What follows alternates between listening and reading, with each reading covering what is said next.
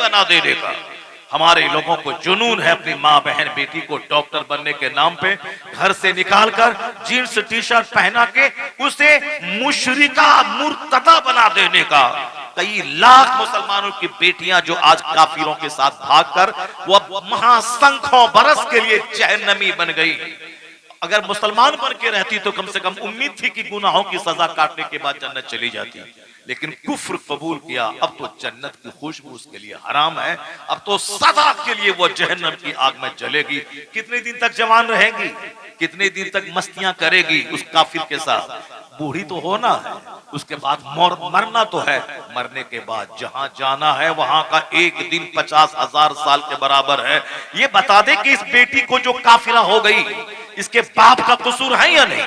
जिसने doctor engineer बनने का रास्ता दिखाया, जन्नत जाने का रास्ता नहीं दिखलाया। हमेश की वाला आराम का घर जन्नत का रास्ता नहीं दिखलाया।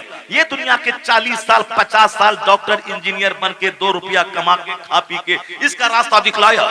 जबकि मैं खुदा की कसम खा के कहता हूँ, अगर लड़की वो डॉक्टर इंजीनियर नहीं भी बनती तो भी उसकी शादी होती। इंजीनियर बनने के बाद वह सोने के घर में रहने के बाद बगैर शौहर के नहीं रह सकती है, उसे तो शौहर चाहिए। अगर शौहर नहीं चाहिए तो ड्राइवर से जिना करेगी, समाज के जोकर से मुंह काला करेगी। अगर नहीं तो शौहर चाहिए, इज्जतदार औरत है तो शौहर चाहिए, शौहर के बगैर कोई नहीं रह पाएगी। तो शौहर मर्द ही होगा, मर्द कमाने के लिए पैदा हुआ है।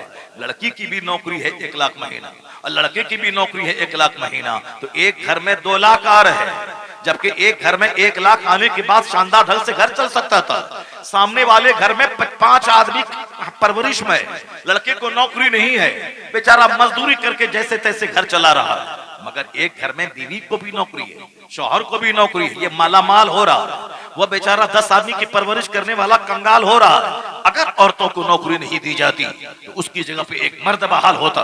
अगर वह एक मर्द बहाल होता तो उसकी निगरानी में 10 लोग पाले जाते। क्योंकि हर मर्द अपनी माँ, अपने बाप, अपनी बीवी, अपने बच्चों, अपनी बच्चों का पालने वाला होता है, सहारा होता है। लेकिन औरत का तो कोई न कोई निगरान होता है, शौहर होता है। जब शौहर खुद कमा रहा है, उसकी परवरिश हो सकती है, वो अलग से एक मर्द के हक को मारकर आज जो हिंदुस्तान में गुर्बत बढ़ रही है, कसाद बाजारी बढ़ रही है, एक तरफ गरीब है, गरीब से गरीब तर होता जा रहा है, एक तरफ मालदार है, दौलतें उसके घर में बहती चली जा रही हैं। ये है इंसाफ का खून करना। अगर 1 करोड़ औरतें अगर सर्विस में हैं, अगर वो सर्विस से हट जाएं, 1 करोड़ मर्द उसकी जगह सर्विस में आ जाएं, तो 10 करोड़ लोगों की परवरिश होगी। क्योंकि हर मर्द की निगरानी में 10 लोग होते हैं। मगर क्या कीजिएगा, दिमाग तो चूंकि चौपट हो चुका है गवर्नमेंट का और दुनिया के लोगों का। ये मर्द को, औरतों को शाना बशाना चलाने के लिए, ज़िनाकारी बढ़ाने के लिए, उरियानियत बढ़ाने के लिए, फहाशी बढ़ाने के लिए आज कोर्ट में ज़िना, थाने में ज़िना, कचहरी में ज़िना, रात में जो पुलिस वाला पेट्रोलिंग करता है वहां ज़िना, साहब स्कूल में ज़िना, हॉस्टल के तहखाने में ज़िना। ये है औरतों को बेपर्दा घर से निकालने का अंजाम। कलकत्ता के आरजी मेडिकल कॉलेज में रात के वक्त में जो कॉलेज का प्रिंसिपल और उसका चेले के साथ जो लड़की के साथ रेप हुआ, कत्ल हुआ, और पूरी दुनिया में हिंदुस्तान की नाक कटी। ये क्या है? ये मेडिकल कॉलेज में ज़िना और MBBS डॉक्टर के साथ ज़िना और कॉलेज का प्रिंसिपल ज़िना करे। ये बताएं कि बेपर्दगी ने कहां तक पहुंचाया। इसी का नाम डेवलपमेंट है, इसी का नाम तरक्की है, इसी का नाम विकास है कि दुनिया में शराब बढ़ गई और ज़िना बढ़ गया। इसी का नाम डेवलपमेंट है और ज़िना बढ़ेगा। हमने तो हदीस में यहां तक पढ़ा है, इतना ज़िना बढ़ेगा कि रास्ता चलते लोग जिस ज़िना करेंगे कोई टोकने वाला ना होगा, कोई बुरा समझने वाला ना होगा। जैसे आज हाफ पैंट पहन के औरतें चल रही हैं और कोई कहने वाला नहीं है, लोग देख देख के मजा ले रहे हैं, उसी तरह कल ज़िना होगा चाय की दुकान पे, पान की दुकान पे, रेलवे स्टेशन पर, एयरपोर्ट पर, मजलिसों में। कोई नहीं बोलेगा ये चलता है, यह फैशन का हिस्सा है। जैसे खैनी खाना, गुटखा खाना, सिगरेट पीना, रास्ता चलते पियानो बजाना, जैसे सीटी बजाना, छेड़खानी करना, बेपर्दा चलना, टी शर्ट पहन के चलना, फटा हुआ जींस पहन के चलना, पूरे जिस्म को नंगा करके चलना आज फैशन बन चुका है। उसी तरह कल ज़िनाकारी भी फैशन बन जाएगी। जिस तरह कुत्ता कुतिये के साथ करता है, उसी तरह मर्द औरत के साथ रास्ता चलते करेंगे। कोई टोकने वाला नहीं होगा। और मैंने जहां तक पढ़ा है और उसका आगाज हो चुका, अभी जो कुछ हो रहा है दुनिया में ये उसी का आगाज है। और अब बहुत जल्द वह वक्त आने वाला है, क्योंकि जब ज़मीर जिंदा रहेगा तब ना बंदा गुनाह को गुनाह समझेगा, और जब ज़मीर ही मर चुका होगा तो उसे निकाह बोझ लगेगा, ज़िना अच्छा लगेगा, अपनी बीवी हूर जैसी उसको बुरी लगेगी, और दूसरों की काली कलोटी बेटी उसकी तरफ उसका नशा होगा। प्यार के नाम पे बलात्कार का माहौल जब आज पैदा हो ही चुका है, 4 बच्चे की औरतें ड्राइवर के साथ भाग रही है, 4 बच्चे की माँ साहब भाग रही, पोता पोती वाली ये साहब नानी बनने वाली वो भाग रही है, तो आखिर वो दिन आने में कितना टाइम लगेगा? वो तो आ ही चुका है। आप जो आज गार्डन में, पार्क में और तन्हाई की जगहों पे जो कुछ हो रहा है वो मजलिसों में होगा। एक बंदा अगर कह देगा उसको ये करना ही था तो जरा दीवार के पीछे कर लेते, तो वह बंदा अगर कोई कह देगा वह उस जमाने के वलियों का सरदार सिद्दीक कहलाएगा। यानी इतना भी टोकने वाला कोई नहीं होगा कि ये क्यों कर रहा है। अगर कोई कह दिया कि ऐसा करना ही था, दीवार के पीछे कर लिए होते, वह उस जमाने का सिद्दीक होगा, वह उस जमाने के वलियों का सरदार होगा। कैसा खतरनाक वक्त आने वाला है। लोग कहते हैं डेवलपमेंट, लोग कहते हैं तरक्की, यही है। औरतों को चड्डी पहना के दुकान में बैठा दिया ताकि 10 ग्राहक उनका मुंह देख करके सामान खरीदने के लिए आए, यही डेवलपमेंट है, यही तरक्की है। घर में रहने वाली खातून को हवाई जहाज का एयर होस्टेस बना दिया ताकि 200 मुसाफिर जो हवाई जहाज पे सफर कर रहे हैं वह सब उनकी गर्दन, उनका चेहरा, उनके सर के बाल, उनके हाफ पैंट, उनके सारे बदन को देखकर 2 घंटे का सफर पूरा कर ले, यही डेवलपमेंट है। ये फिल्म में जो कुछ हो रहा हॉलीवुड बॉलीवुड में, ये खूबसूरत हसीनाओं को नचा के उनको निर्वस्त्र बना के 3 घंटे तक लोग मर्दों को बैठा के और साहब खरबों रुपए का कारोबार फिल्मी हो जाए और नाच गा के जिसमें की नुमाइश करके, यही डेवलपमेंट है, यही डेवलपमेंट है। हर जगहों पे अधनंगी औरतों की तस्वीरें, चाय की दुकान से लेकर के साहब बड़े बड़े मॉल तक इन औरतों को बेपर्दा करवा के 2 पैसे कमाना, यही डेवलपमेंट है। यानी अभी एक औरत आई थी यूरोप से, वो हमसे बयान किया कि हजरत क्या बताएं, आंख के खून के आंसू रोना पड़ता। मैं भी लंदन गई थी और मैं वहां से वापस लौटी हूँ। वो बयान क्या, मुझसे बयान किया कि हुजूर सिर्फ एक धागा की तरह, जैसे कोई एक कपड़ा लपेटी हुई है, धागा की तरह एक कपड़ा है, बाकी सारा जिस्म नंगा। यानी को बुरा भी नहीं समझने वाला। अब फिर वो कहती है कि क्यों मैं वहां चला गया, ऐसे मनाजिर को मैंने क्यों देखा, जबकि मर्द अंदर में टी शर्ट है, उसके ऊपर में शर्ट है, उसके ऊपर में कोट है, क्योंकि कोट और पैंट पहनने का रिवाज चला दुनिया, पूरी दुनिया में। सारे लोग शादी ब्याह में कोट पैंट पहनते हैं, साहब सारे नेता अमेरिका यूरोप के सारे नेता मर्द वो साहब पहने हुए हैं कोट पैंट और अंदर में शर्ट है। ये मर्द जो अगर वह जींस नहीं बल्कि वह बनियान पहन के रहता तो भी कोई तूफान नहीं मचता, क्योंकि मर्द अगर बनियान पहन के कोई तूफान मचने वाला नहीं है। मर्द सिर्फ नाप से लेकर के यहाँ घुटने तक उसके सतरे औरत है, इसका छुपाना फर्ज है। घुटने से नीचे खुला हुआ रहे, कोई हलचल नहीं मचने वाला है। नाप से ऊपर भी मर्द का बदन खुला रहे, न औरतों में कोई हलचल मचने वाली है, न मर्द में कोई हलचल मचने वाला है। मगर औरतों की पिंडली, औरतों की गर्दन, औरतों का चेहरा, औरतों की पेशानी, उनकी आंखें, उनकी नाक, सारा जिस्म ऐसा है कि जिसको देखने के बाद मर्दों के दिल में हलचल मचता है। इसीलिए पर्दे का कानून है और उसके एक कशिश मर्दों में रख दी गई है। और यह कशिश ही का नतीजा है कि एक भूतनी औरत को आदमी रानी बना के कबूल कर लेता है। उसी कशिश का नतीजा है कि एक औरत जो रहने वाली वो गुजरात की, अब वो अपने शौहर के साथ उत्तर प्रदेश के देहात में रह रही है, माँ बाप भाई बहन सारे संसार छोड़ करके इनके साथ रहती है। वही एक कशिश है, एक अट्रैक्शन है दोनों में। और उसका अगर गलत इस्तेमाल हुआ तो ज़िनाकारी का दरवाजा खोलेगा, और उसी का सही इस्तेमाल हुआ निकाह के जरिए फिर घर और समाज की आबादी का एक जबरदस्त जरिया बन जाता है। ये कशिश कुदरती तौर पर कशिश है। भूख लगेगी दाना चाहिए, प्यास लगेगी पानी चाहिए। उसी तरह औरतों की ख्वाहिश है दाने की तरह, पानी की तरह। औरतों को भी मर्दों की ख्वाहिश है दाने की तरह, पानी की तरह। ऐसा नहीं कि भूख लगे और सामने दाना रहे और हम नहीं, दाने की चाहत हमको नहीं है। वो तो मुर्दा से बदतर है कि भूख लगी है, सामने दाना है और खा नहीं रहा है, वो तो मरीज है, बीमार है। उसी तरह मर्द है, सामने औरत निर्वस्त्र खड़ी है और इसके बदन में कोई हलचल नहीं मचे, नहीं कोई फर्क नहीं पड़ता, वो तो नामर्द है, हिजड़े से बदतर है। क्योंकि इंसान जहां है, मर्द जहां है, मर्दानगी जहां है, वहां तो कशिश है, वहां तो औरतों की ख्वाहिश है। उसी ख्वाहिश को सही लगाम देना है, सही रास्ता देना है। शैतान के नाम पे ज़िना होता है, मगर रहमान के नाम पे अगर अजनबी औरत को अपने निकाह में ले लिया गया, उसी का नाम निकाह है। वहां से सवाब का दरवाजा खुलता है, औलाद पैदा होती है, दुनिया के चलने बसने का एक जबरदस्त इंतजाम हो जाता है। इसी हरामकारी को रोकने के लिए निकाह का तरीका, मगर लोग आज निकाह को बोझ समझ चुके हैं। आज इस तरह जमीर मर चुका है आदमी का कि साहब वो हरामकारी चाहत से कर रहा है। आने वाले वक्त में ये सिस्टम भी खत्म हो जाएगा। इसी का नाम दुनिया ने डेवलपमेंट रख दिया है। यानी खूब शराब पिए पानी से ज्यादा तरक्की है, खूब नंगा नाचें तरक्की है, और शादी ब्याह के नाम पे करोड़ों रुपए को बर्बाद करें, यही डेवलपमेंट है। आधा खाएं 1000 रुपए की प्लेट, आधा खाएं आधा फेंकें, यही डेवलपमेंट है। वो वक्त आने वाला है। हदीस माया है कि दाने की इज्जत करो, और रोटी गिरे नीचे तो उसको नीचे से उठा के खा लो। दाने की इज्जत करो, वरना मुस्तफा फरमाते हैं, नाइबे परवरदिगार कहते हैं कि जिस कौम से दाना रूठ जाता है, रोटी रूठ जाती है, दोबारा नहीं आती है। यानी अगर रोटी रूठ गई, वो चाहे 50 दरगाहों पे जाके चूतड़ रगड़ के आ जाए, पेशानी रगड़ के आ जाए, नहीं होगी। जब अल्लाह नाराज होता है तो चाहे वो 1,00,000 दरगाहों पे जाके पेशान सर पटक के रह जाए, नहीं मुराद पूरी होगी, नहीं उसकी तकदीर का दरवाजा खुलेगा और नहीं खुशहाली आएगी। मैंने बेशुमार लोगों को देखा। जरा गौर से सुनिएगा, कोई उठ के भागेगा नहीं। आज 4 घंटे की तकरीर मैं नहीं करूंगा। कल चूंकि 3 घंटे की एक लंबी तकरीर मैं कर चुका हूं, और उसके बाद रात में सोया नहीं हूं, और दिन भर मैं सफर करता हुआ अब तक आया हूं। तो इसलिए आज 3 घंटे की तकरीर होगी भी नहीं, चूंकि हमारी फ्लाइट लखनऊ से है और हमको बहुत जल्दी यहाँ से निकलना भी है।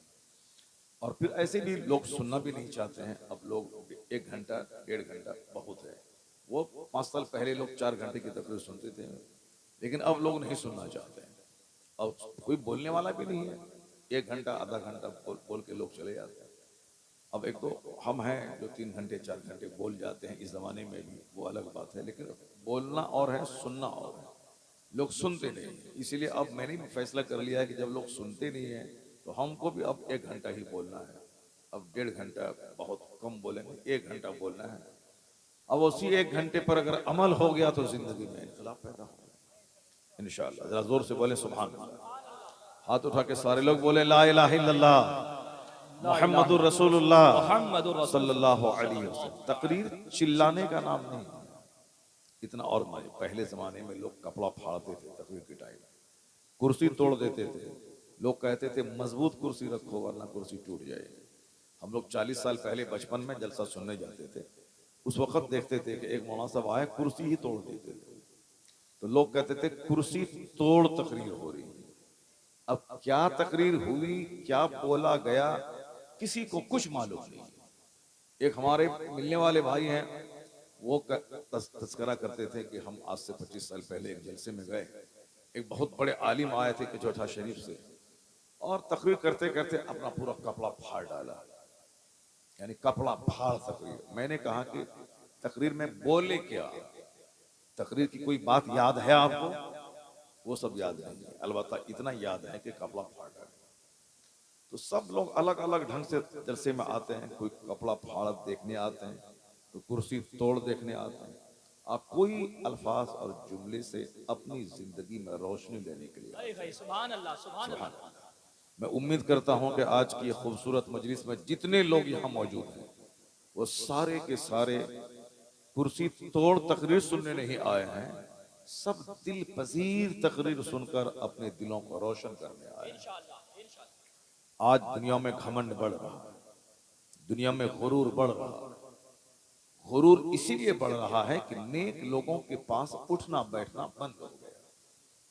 अब लोगों का उठना बैठना गुंडों के साथ हो गया।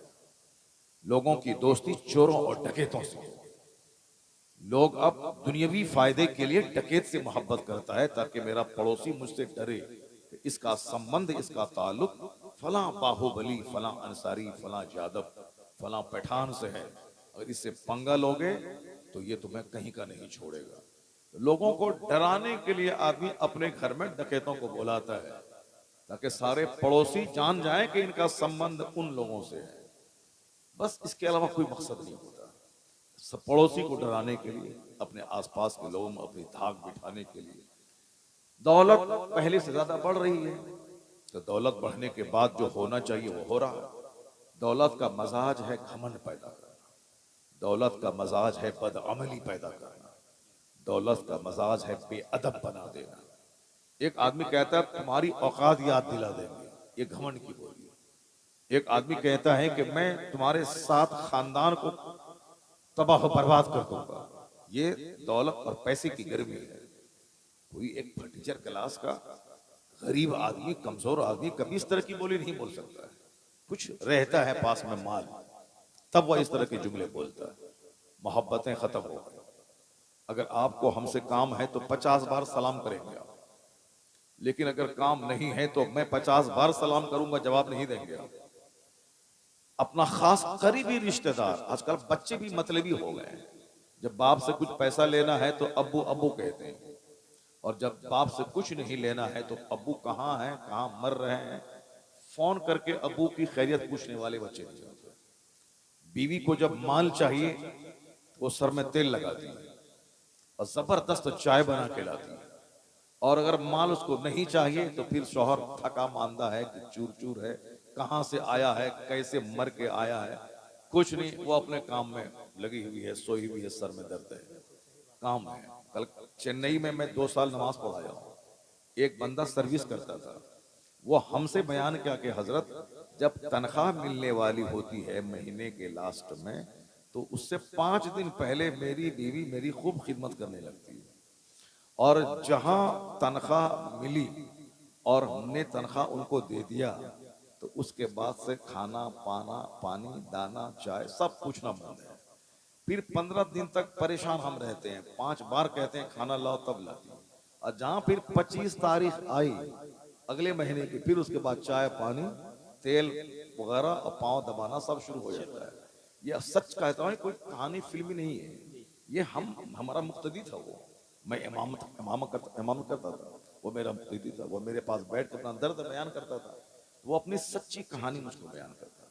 सारे लोग मतलबी हो गए, बीवी भी मतलबी, बच्चे भी मतलबी, पड़ोसी मतलबी, रिश्तेदार मतलबी। अगर कोई जरूरत है तो फिर वो फोन करेंगे समझे, नहीं तो फिर आप ही से शिकायत करेंगे कि आप फोन तक नहीं करते हैं, आप फोन तक नहीं करते हैं। मतलबी लोग हो गए, सलाम नहीं करते हैं लोग, मोहब्बत खत्म हो गई। समाज में रहने के बावजूद हर आदमी अपने आप को अजनबी महसूस कर रहा है, अकेला महसूस कर रहा है। सारे लोग तन्हा महसूस कर रहे हैं कि मैं अकेला हूं, मेरा कोई नहीं। क्यों? मोहब्बत खत्म हो गई। आका अलैहिस्सलाम ने एक बात कही थी, क्योंकि आज हर आदमी अपने मन के मुताबिक जीता है। हुजूर ने क्या कहा कोई ध्यान नहीं देता है, बस इश्क मोहब्बत, इश्क मोहब्बत, इश्क मोहब्बत की बातें हो गई। प्रैक्टिकल में न इश्क है न मोहब्बत है, वरना मोहब्बत का मतलब है पैरवी, मोहब्बत का मतलब है कुर्बानी, मोहब्बत का मतलब है नखल। आज अगर किसी लड़के को किसी लड़की से मोहब्बत होती है तो फिर वो उसके बगैर वो जी नहीं सकता। उसका चेहरा देखने के लिए वो रात भर उसकी गली का चक्कर लगाता है साहब, उससे बात करने के लिए वो 5-5 घंटे तक वो अपने बिस्तर पे जगा रहता है कि उनसे बात हो जाए। ये झूठी मोहब्बत, गंदी मोहब्बत, और ये कैफियत उसके दिल की हकीकी होती है। क्योंकि अगर दिल मोहब्बत हो गई तो फिर उसके देखे बगैर वो जी नहीं सकता, उसके देखे बगैर वो रह नहीं सकता, उसे बात किए बगैर वो रह नहीं सकता, और कोई नसीहत नहीं सुनना चाहता है वो। एक बहुत बड़े बुजुर्ग थे, उनको किसी एक लड़की से इश्क हो गया था, बहुत बड़े बुजुर्ग थे। अब उनसे इतनी मोहब्बत हो गई थी कि अब उनको एक झलक देखने के लिए कड़ाके की सर्दी में पूरी रात इशा की नमाज से लेकर के फजर की नमाज तक उनकी गली में बर्फ गिर रही है, बर्फ गिर रही है। ये इराक और इराक की ठंडी, बर्फ गिर रही है, लेकिन चूंकि इस कदर शदीद मोहब्बत उससे थी, एक झलक देखने के शौक में पूरी रात बर्फ गिरती रही, वो सहता रहा। यहां तक कि जब फजर की अजान हो गई और उजाला फैल गया, लोग मस्जिदों की तरफ आने लगे, वो ये समझा कि इशा की अजान हो रही है। वो समझा कि ईशा की अज़ान हो रही है, लेकिन जब सवेरा फैला तो कहा, अरे ये तो दिन निकलने वाला है, फजर का वक्त हो गया। ये अजान ईशा की अजान समझा था। इस शदीद मोहब्बत का ये असर है कि 8 घंटे बर्फ में नहाता रहा, फजर की अजान होती रही, मगर इंतजारे दीदार में 8 घंटे को वह 1 घंटा समझते हुए ईशा की अजान समझ रहा। दिल में एक चोट लगी, एक दर्द पैदा हुआ। कहा, "ओह, एक झूठी मोहब्बत में पूरी रात तुमने गुजार दी, यहाँ तक कि बर्फ गिरने का एहसास तक नहीं हुआ। काश ये लंबी रात अल्लाह की इबादत में गुजार देते, सुभान अल्लाह, सुभान अल्लाह। काश ये लंबी रात अल्लाह की इबादत में गुजार देते तो कितना मर्तबा तुम्हारा बुलंद हो गया होता। अंदर से नदामत हुई, शर्मिंदगी हुई, दिल ने बहुत ज्यादा उसको झंझोड़ा। वो नहाया धोया, तौबा किया, मस्जिद में गया, कहा इलाही मुझे माफ कर दे, मैं एक झूठे झूठे इश्क के चक्कर में पूरी रात गुजार दी, दर्द का एहसास तक नहीं हुआ, बर्फ गिरती रही, महसूस नहीं हुआ। काश ए अल्लाह वो हकीकी मोहब्बत में तुझसे कर लिया होता, और फिर मेरी जिंदगी में ऐसी रोशनी होती कि मैं उस उजाले में जिंदगी के सारे लम्हात गुजार देता। इलाही जो हुआ सो हुआ, अब मैं तौबा करता हूँ, अब मैं तुझसे सच्ची मोहब्बत करने का वादा करता हूँ। सुभान अल्लाह, सुभान अब अल्लाह। वो बंदा ऐसा अल्लाह से इश्क किया, ऐसी मोहब्बत अल्लाह से की, अब किसी दुनियावी माशूक की मोहब्बत में गली का चक्कर नहीं लगाता, हमेशा अल्लाह की मोहब्बत से सरशार होकर मस्जिदों में महवे सजदा रहता था, महवे इबादत रहता था। उनकी जिंदगी में चूंकि इनकलाब आना था, जिंदगी में बहुत बड़ा झटका जब लगता है, तब जिंदगी में आदमी को इनकलाब पैदा होता है। आदमी ये चोर था मगर आज नमाजी बन गया, जरूर जिंदगी में कोई बहुत बड़ा शौक लगा होगा, बहुत बड़ा झटका लगता है। ये आदमी डकैत था और ये आदमी आज बड़ा नमाजी बन गया, हाजी बन गया। उनकी जिंदगी में कुछ न कुछ ऐसा इंसिडेंट होता है, ऐसा वाकया पेश आता है जिससे उसकी जिंदगी में यू टर्न आता है, बंदा वहां से मोड़ ले लेता है, बंदा सच्ची तौबा करता है। अभी एक शख्स कल बोल रहा था, जरा गौर से सुनिएगा, किस कदर जुनून है बदअकीदों के दिमाग। कहा कि एक सच्चा वाकया अभी 1 महीने के अंदर का। उन्होंने हमसे ये बताया, कल की रात 3 घंटे मेरी तकरीर हो चुकी थी लंबी, और एक बहुत बड़ा मजमा था, जितने लोग अभी हैं इससे कई गुना बड़ा मजमा था, बहुत बड़े लोग बहुत ज्यादा लोग थे। तो उस तकरीर के बाद उन्होंने मेरी तकरीर सुनने के बाद कहा, हुजूर एक मैटर आप और इजाफा कर लीजिएगा उसमें। जब मैं क़यामगाह पे आया तो उसने बताया कि चूंकि आप फिक्री बातें लोगों को बताते हैं ताकि लोगों को शौक पैदा हो, लोग सोचने पर मजबूर हो, तो एक पॉइंट हमसे और ले लीजिए। मैंने कहा कौन सा पॉइंट है? कहा अभी 1 महीने की बात है, मेरे गांव के बगल में एक सुन्नी लड़का दियोबंदी गांव में उसकी एक आदमी की गाय चोरी कर लिया। सुन्नी लड़का, सुन्नी सुन्नी सुन्नी मुसलमान है, बहुत शराबी हैं, पापी हैं, बदकार हैं, बहुत सारे लोग हैं, बहुत तरह। ऐसा थोड़ी कि सुन्नी जो है वो सबके सब पक्का नमाजी, पक्का मुत्तकी, और देवबंदी के मुकाबले में सुन्नी तो कम नमाजी होता है, क्योंकि उसके यहाँ 24 घंटे नमाज की फजीलतें बयान की जाती हैं।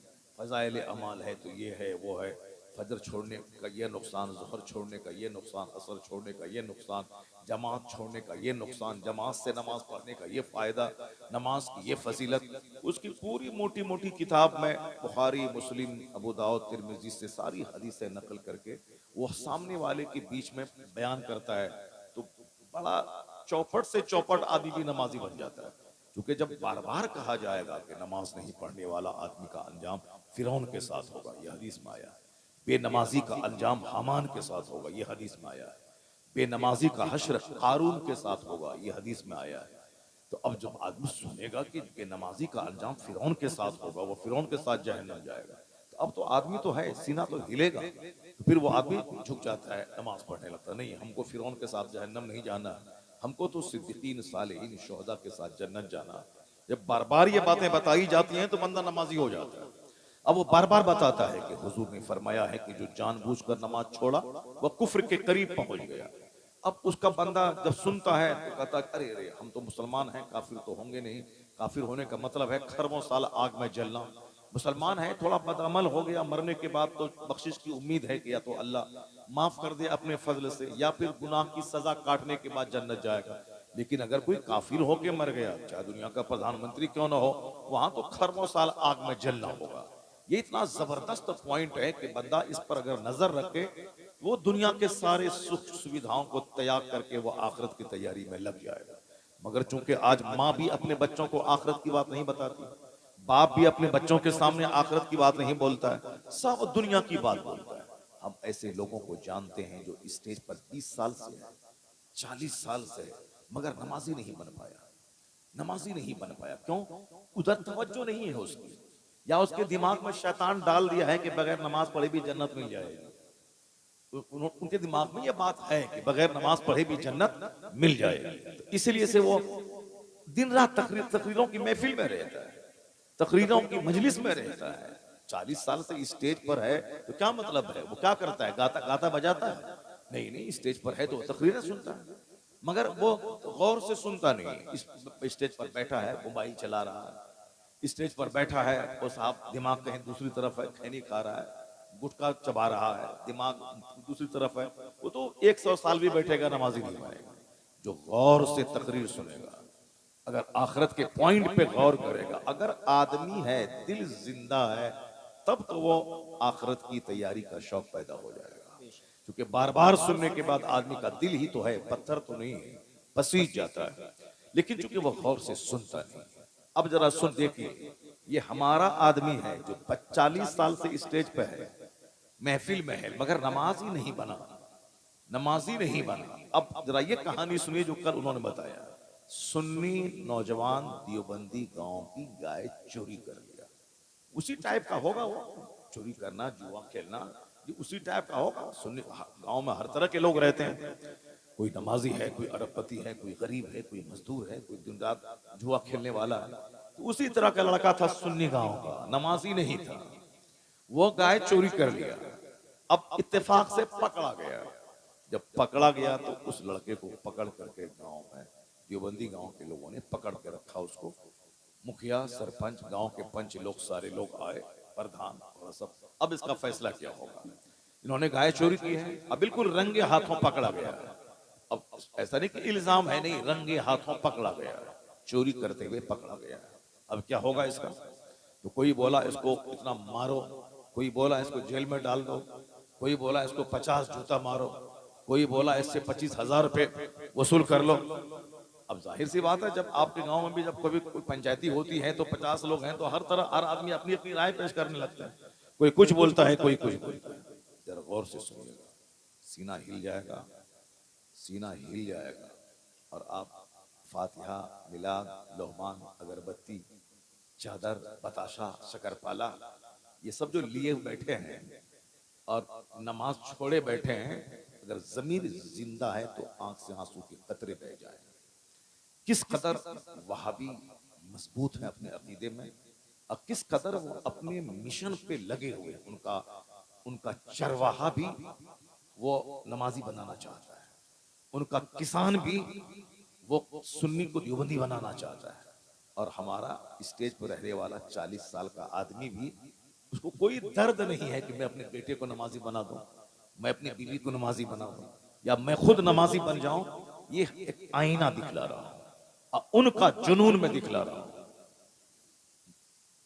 उसको पकड़ के रखा, कोई बोला मारो, कोई बोला जेल डालो, कोई बोला पुलिस वाले को बुलाओ, कोई बोला उठ बैठ करवाओ, कोई बोला थूक चटवाओ, कोई कुछ बोला। मगर जिसकी गाय चोरी किया था उसने कहा कि नहीं साहब, हमारा फैसला ये है, ना इसको उठ बैठ करवाया जाए, ना इसको थूक चटवाया जाए, ना इसको मारा पीटा जाए, ना इसको जेल में डाला जाए। ये सिर्फ पूरे पंच के सामने वादा करे कि मैं कल से 5 वक्त की नमाज पढ़ूंगा, मैं कल से 5 वक्त की नमाज पढ़ूंगा, ये वादा करे, मैं इसको छोड़ दूंगा।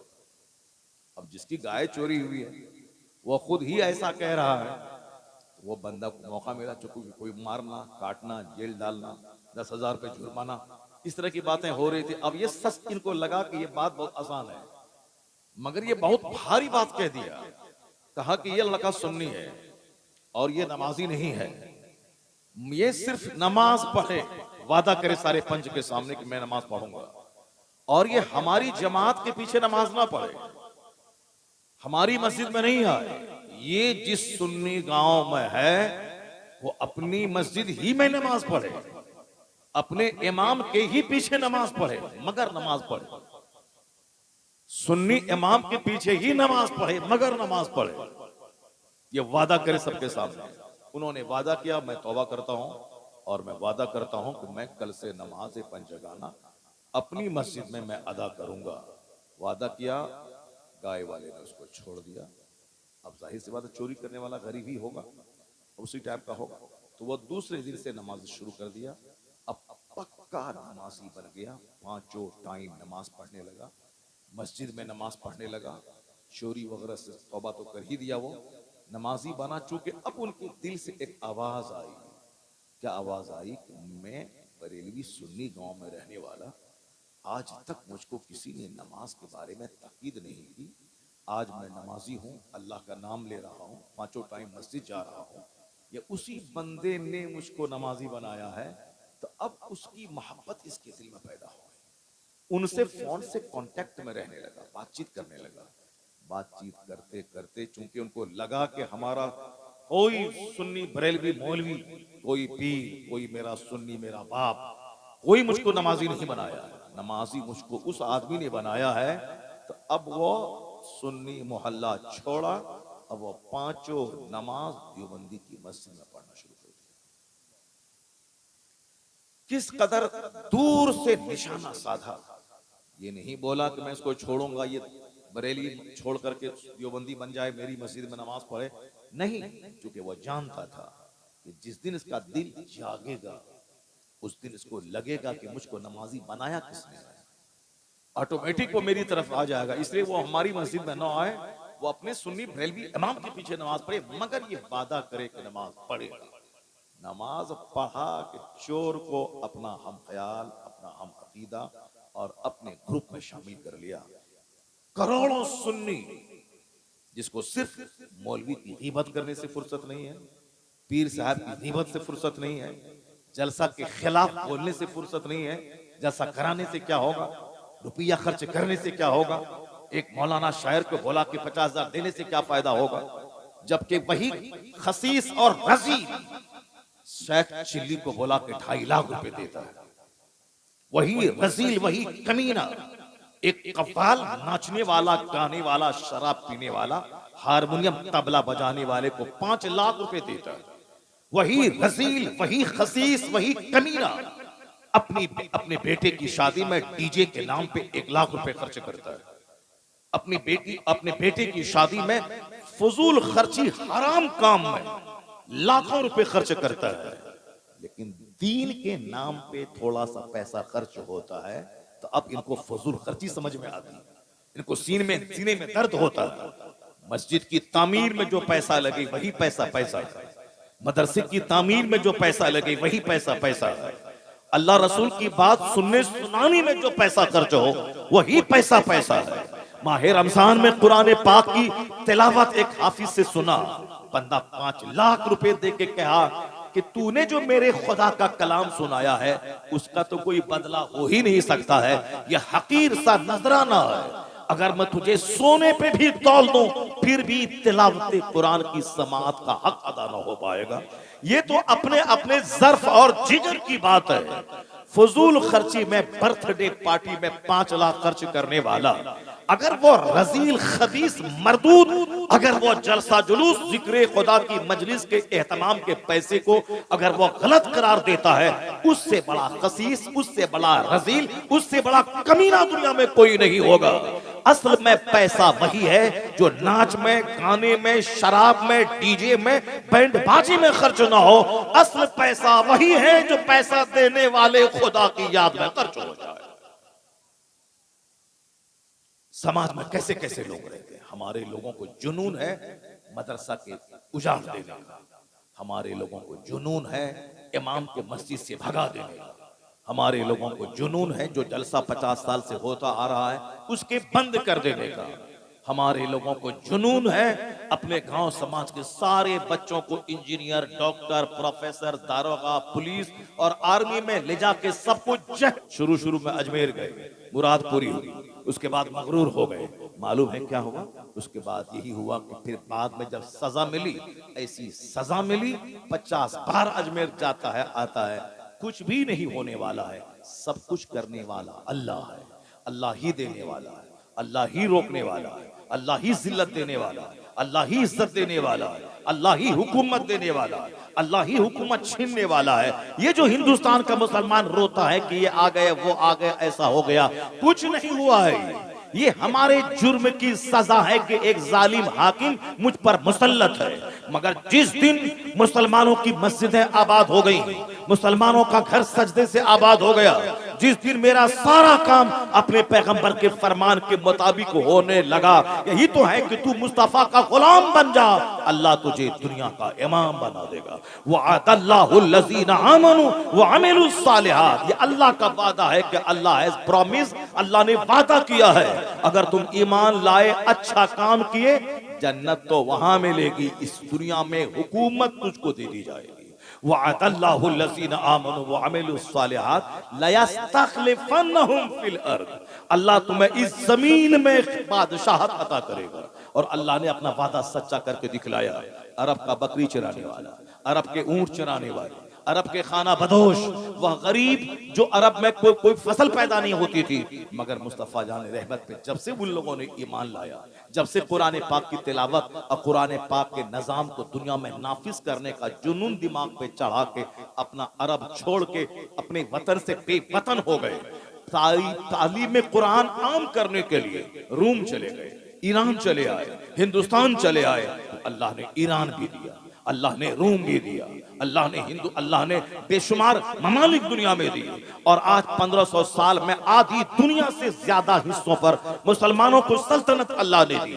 आज भी 63 से ज्यादा ममालिक, मोर देन 60 कंट्रीज, 60 ममालिक से ज्यादा ममालिक के मुसलमानों का कब्जा है, जहां कलमा पढ़ने वाला हुकूमत कर रहा है। आज पूरी दुनिया में मुसलमानों के एक धमक 200 से ज्यादा ममालिक में मौजूद है। जो अरब से सूरज निकला था, जो अरब के खाना बदोश और बद्दू, वो इस्लाम की खिदमत करने के लिए अपने वतन से बेवतन हो गए। मोहम्मद इब्ने कासिम अरब छोड़ के हिंदुस्तान आ गए, खालिद इब्ने वलीद सैफुल्लाह बन के इस्लाम का काम करने लगे, साद इब्ने वकास अरब छोड़ के रोम की तरफ चले गए। इतने औलिया सालिहीन बुजुर्गान दीन की मेहनतों ने वो रंग लाई, अल्लाह की खास अता हुई कि पूरी दुनिया पे हुकूमत कायम हो गई, मस्जिदें बनने लगी, मदरसे बनने लगे, खानकाहों की तामीर होने लगी, लाइब्रेरीज दुनिया में बनने लगी। आज अगर दुनिया में कॉलेज है, मुसलमानों की देन है। अल्लाह की कसम 500 साल पहले हिंदुस्तान का एक कॉलेज नहीं था, एक यूनिवर्सिटी नहीं थी। अगर थी भी एक यूनिवर्सिटी तो वह बुद्धिस्टों की शिक्षा और दीक्षा का एक केंद्र थी। मगर JNU, AMU, PHU, Banaras Hindu university, जितनी भी यूनिवर्सिटी है, सबकी उम्र है 200 साल, 250 साल, 150 साल, 100 साल। इस्लाम 1400 साल पहले जब इस्लाम का सूरज चमका दुनिया में, अरब से वह नूर निकला, तो मालूम है उस वक्त में एक यूनिवर्सिटी दुनिया में नहीं थी, एक कॉलेज दुनिया में नहीं था। लेकिन आज हजारों यूनिवर्सिटीज, लाखों स्कूल, हजारों कॉलेजेस दुनिया में मौजूद है। इसलिए मौजूद है कि पैगंबर आजम ने सबसे पहले इल्म हासिल करने का नारा दिया था। उतलबुल इल्म वलौ कान उतलबुल इल्म मिनल महद इलल लहद, obtain knowledge from the cradle to the grave, obtain knowledge whether you find it in China, acquire knowledge. Knowledge is compulsory for every Muslim man and women. Knowledge is power, knowledge is life, knowledge is best company। यानी जितनी भी इल्म की फजीलतें आज के दुनियादार हुक्मरान बयान करते हैं कि इल्म ताकत है, इल्म रोशनी है, इल्म जेवर है, इल्म साथी है, इल्म हथियार है, इल्म डेकोरेशन है, इल्म आर्म है, जितनी बातें आज दुनिया के बड़े बड़े पढ़े लिखे लोग करते हैं, वो सारी बातें अपने मन से नहीं गढ़ के वह सारी बातें मुस्तफा ने 1400 साल पहले दुनिया को बता दी है। वह बातें मुस्तफा की हैं और ये अपनी बातें करके दुनिया वालों के सामने बयान कर रहे हैं। यह एहसान इस्लाम का है, पैगंबर आज़म का है कि आज दुनिया में स्कूल्स हैं, कॉलेजेस हैं और पढ़ने पढ़ाने की बातें हो रही है। यह एहसान मुस्तफा की आमद का है कि आज दुनिया इल्म के नूर से जगमगा रही है।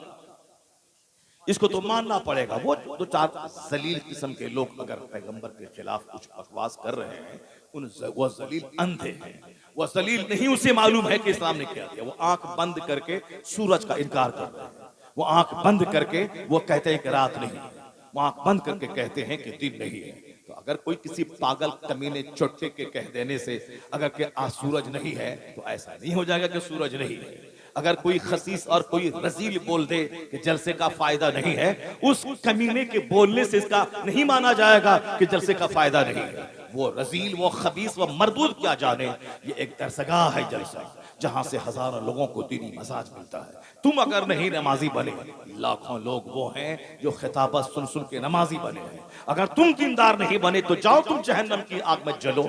मगर बेशुमार लोग हैं जो उलमा की सोहबतों में दीनी गुफ्तगू सुनकर जन्नती बन गए हैं, इस्लामी सोच के हामिल बन गए हैं। मेरे जैसे कमजोर किस्म के आदमी के पास तो बेशुमार फोन आते हैं कि आपकी तकरीर सुनने के बाद मैं नमाजी बन गया हूँ, मैं कज़ा नमाज कज़ाए उम्री के तौर पर अदा कर रहा हूँ, मैं साहब अब गाने बजाना छोड़ दिया हूँ, मैं तकरीर बगैर सुने सोता नहीं हूँ। जब मेरे जैसे कमजोर आदमी के बयानात का ये असर है, जो बड़े बड़े लोग हैं, जो मुत्तकी परहेजगार लोग हैं, जो तहज्जुद गुजार लोग हैं, जो बड़ी बड़ी खानकाहों के बड़े बड़े सच्चादा नशी हैं, जिनके हजारों और लाखों मुरीदीन का जाल दुनिया में नेटवर्क फैला हुआ है, उनसे कैसा फायदा होगा? तो किसी के चिल्लाने बुल्लाने से या किसी के बकवास कर देने से इस्लामी बेनिफिट्स को नकारा नहीं जा सकता है। और ये जादू सबके सर चढ़ बोलता है। आज दुनिया में जितने इंस्टीट्यूशंस हैं एजुकेशनल, वो सब इस्लाम की मरहून मिन्नत है, इस्लाम का गिफ्ट है, इस्लाम का दिया हुआ है। चूंकि जो कुछ तुम आज बोल रहा है ये वही नारा है जो मुस्तफा ने 1500 साल पहले दुनिया वालों को अता फरमाया। और आका अलैहिस्सलाम ने दुनिया को तहजीब दी है, दुनिया को तमद्दुन दिया है, दुनिया को जीने का एक नया रास्ता दिखलाया है। इसलिए अमेरिका का एक बहुत बड़ा पढ़ा लिखा आदमी इस सच्चाई को बोले बगैर नहीं रह सका। वो कहता है he was the only man in history who was supremely successful on both religious and secular levels। ये कोई हिंदुस्तान का कमजोर पढ़ा लिखा आदमी नहीं है। वो साहब ये दो चार आदमी जो नबी के खिलाफ बोलते हैं, इन जैसे 1 करोड़ को पढ़ा लिखा के इंसान बनाने वाला ये अमेरिका का इतना बड़ा लायर, एडवोकेट, साइंटिस्ट, इतना बड़ा पढ़ा लिखा आदमी वो ये बोल रहा है। ये गली कूचे का गिरा हुआ आदमी कुछ बोलता है, हे मुसलमान, कभी उसकी बात पे कान मत धरना, कभी उसकी बात पे थाने का घेराव मत करना, कभी उसकी बात सुनने के बाद उसको हीरो मत बना देना। ये घंटी बजा के 2 रुपया कमाने वाला ये हीरो बनने के शौक में हमारे पैगंबर के खिलाफ बोलता है और हम उसको हीरो बना देते हैं, हम सड़कों पे आ जाते हैं। बेशुमार लोग हैं जो नमाज के खिलाफ बोल रहे हैं, इस्लाम के खिलाफ बोल रहे हैं, कुरान के खिलाफ बोल रहे हैं। कितना सबकी गर्दन में चादर डाल के तुम मारना शुरू करेगा और सबके सबसे तुम लाई मोल लेगा। सारी बातों का जवाब दुनिया में नहीं और सबसे लाई मोल नहीं ले सकता। हाँ, अदीब बोलेगा मेरा अदीब जवाब देगा, उनका कोई शायर बोलेगा मेरा शायर जवाब देगा, उनका कोई वैज्ञानिक बोलेगा मेरा वैज्ञानिक उसका जवाब देगा। वो आखिरी टाइम है जब सर से पानी ऊपर हो जाएगा और सिवाय कोई रास्ता नहीं रह जाएगा जिहाद करने के, वो तो आखिरी टाइम है। उस वक्त भी हर आदमी को अपने मन के मुताबिक जिहाद करने का आदेश नहीं है। जुल्म मिटाने के लिए, शिर्क मिटाने के लिए और अपने ईमान को बचाने के लिए आखिरी मरहले में जब उसके अलावा कोई चारा न रह जाए तो फिर हमारा जो इमाम है, हमारा जो आलिम है, हमारा जो इस्लामी बादशाह है, हमारा जो रहबर है, उनके आदेश पे वो सब काम होता है। ऐसा नहीं कि निकले मैदान में पत्थर फेंकने लगे, यहाँ देने लगे, वहां देने लगे। अब तो जुलूस निकलवाने में डर लग रहा है कि हम निकालेंगे जुलूस एहतजाज करने के लिए कि वो मेरे पैगंबर को गाली दी है, मुसलमानों को तकलीफ पहुंचाई है, उसको अरेस्ट किया जाए। हम एक लीगल मुतालबा कर रहे हैं। उन्होंने लाख करोड़ों मुसलमानों के दिलों को ठेस पहुंचाया है। हम मुतालबा ही कर सकते हैं, ऐसा नहीं कर सकते हैं कि उनके गले में चादर डाल करके जेल में ठूस दें। नहीं, हम जहां रहते हैं मुतालबा कर सकते हैं। तो हम मुतालबा कर सकते हैं, गाली दिया मुंबई का आदमी और हम सामने वाले पुलिस को क्यों मार रहे हैं, वहां साफ पटरी क्यों उखाड़ रहे हैं, हम क्यों किसी घर में आग लगा रहे हैं। उसके बाद जब पुलिस वाला आता है तो हमारे घर पे नजर चला देता है, हमारे 1000 आदमी को मार देता है, तो उसका जिम्मेदार होगा कौन? उसका जिम्मेदार वही होगा जो बोखला के सामने आया, जो सामने वाले को पत्थर मारा। क्यों मारा तुम्हारे पैगंबर को गाली दी तो क्या मतलब तुम उसको कत्ल कर देगा? तुम ये जिस मुल्क में रहता है उस मुल्क के कानून के हिसाब से तुमको सिर्फ प्रोटेस्ट करना है, उसकी मुखालफत करनी है, पुरअमन जुलूस निकालना है, उसकी गिरफ्तारी का मुतालबा करना है, हुकूमत वक्त से कहना है ये जुल्म है, ये जुल्म सहा नहीं जाएगा। हमारा कोई आलिम राम के खिलाफ बोला, हमारा कोई आलिम सीता के खिलाफ बोला, हमारा कोई मौलवी आपके आपके आपके धर्म के बानी के प्राइवेट लाइफ को खंगाला, उनकी शादी के बारे में बोला? नहीं बोला। तो फिर तुम क्यों बोला? तेरा आदमी क्यों बोला?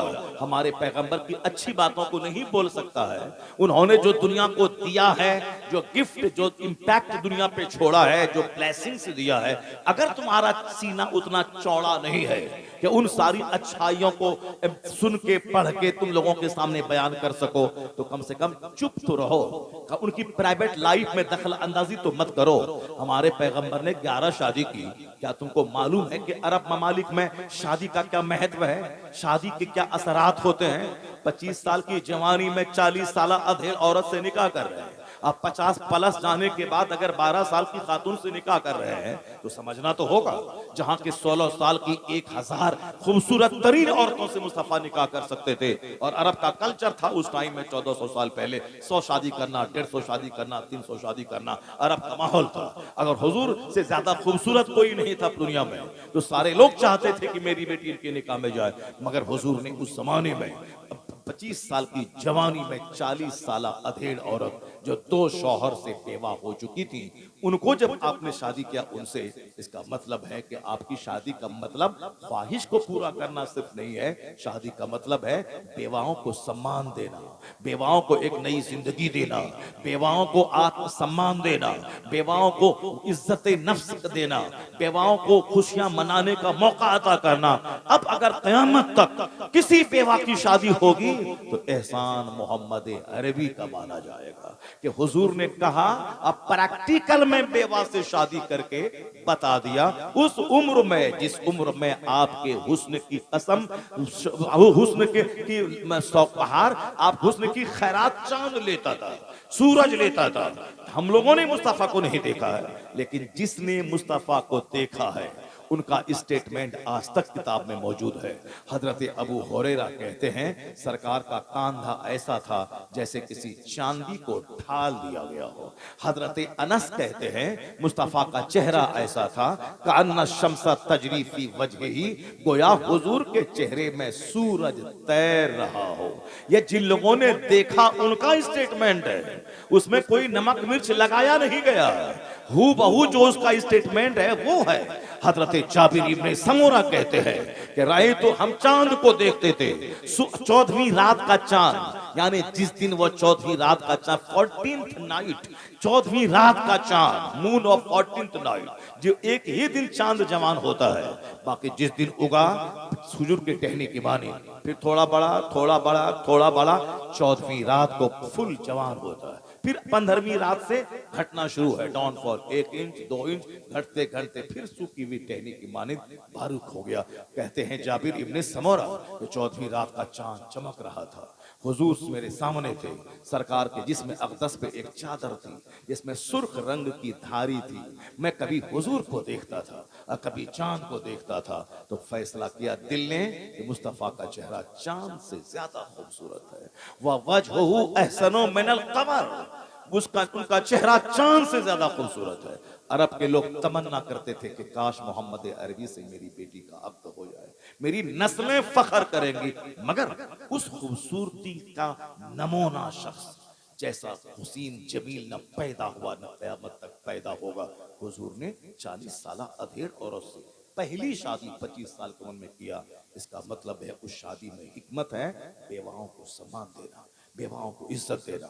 अब अगर वही नबी 50 साल प्लस जाने के बाद अगर 12 साल की खातून से निकाह कर रहे हैं तो फिर ऐसे नहीं, देखो तुम्हारे ने भी ऐसा कर दिया, ऐसा कर दिया। नहीं नहीं, वहां जब पहली शादी को मिला के समझोगे तब हिकमत समझ में आएगी। जब शादी की तमन्ना थी उस वक्त तो 40 साल अधिक, और जब 50 प्लस जाने के बाद ऐसे भी ख्वाहिश आदमी की नेचुरली घट जाती है, औरतों की चाहत 50 साल के बाद कम हो जाती है।